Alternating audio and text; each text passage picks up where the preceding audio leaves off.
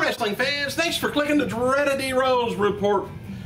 I'm going to have to talk quick. I got the sun coming around the corner in my eyes here. I won't be able to see the screen. Yes, I don't memorize all this.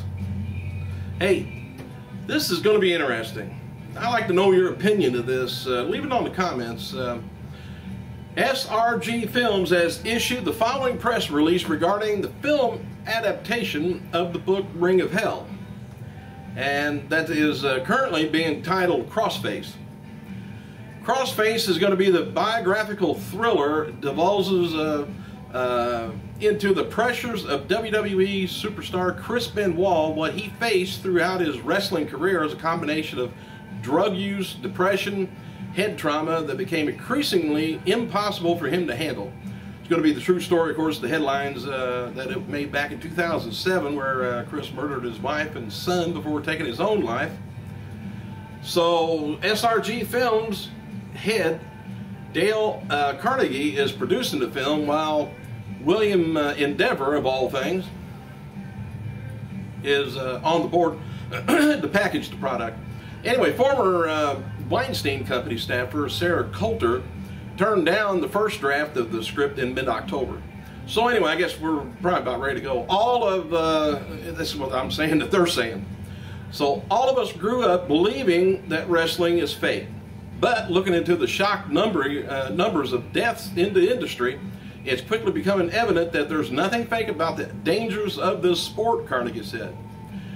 Chris Benoit became the poster child for everything that's wrong with professional wrestling, and Sarah's terrific script captures his struggles and the many factors that led to the death of the three people.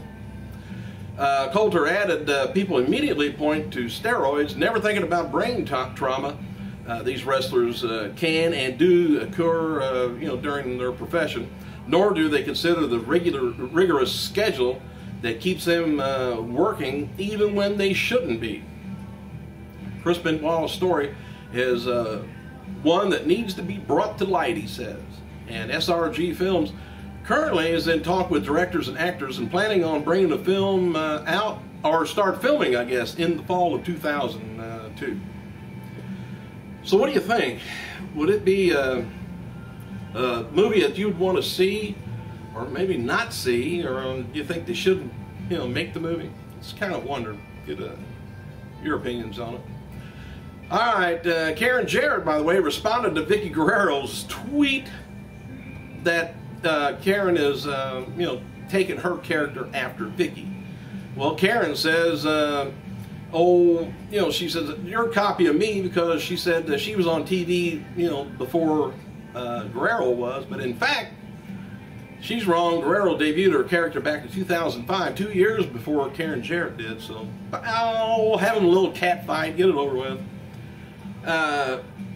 So anyway, Ric Flair, he's going to be appearing at Piggly Wiggly in Goldsboro, North Carolina, next Tuesday, 6 to 8 p.m. Brooke Tessmacher, by the way, changed her Twitter handle in case you follow her, which she was around, I'd follow her. Anyway, it's now Brooke Impact. And as noted earlier, the WWE Hall of Famer, I think I mentioned this maybe a month or so ago, Abdullah the Butcher has tested positive for hepatitis C. And that's according to blood work that was received today by the attorneys representing Devon Nicholson in a lawsuit against Abdullah and the WWE.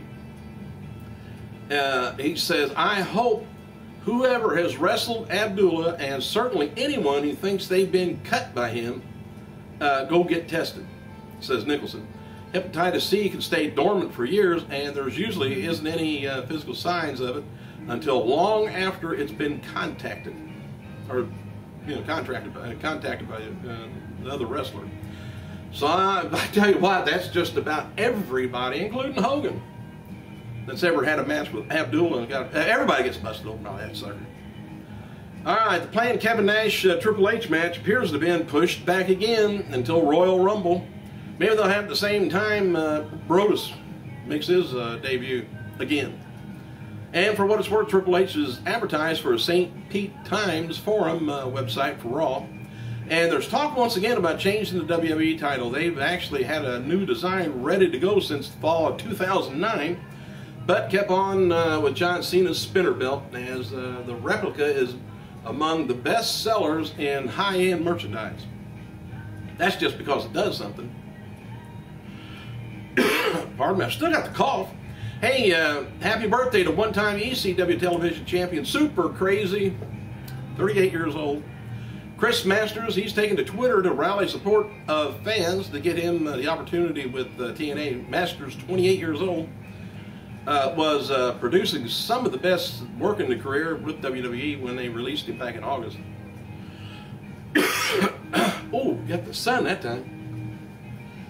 He's also part of the project in India, which starts taping later this month. And, oh, by the way, The Miz is scheduled for Conan O'Brien next Thursday. Please make a note of it.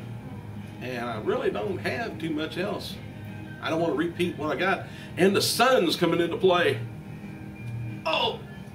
And man, I got to stay out of the sun. Won't be able to have my wonderful white complexion. Thanks for clicking, you guys. I got to go.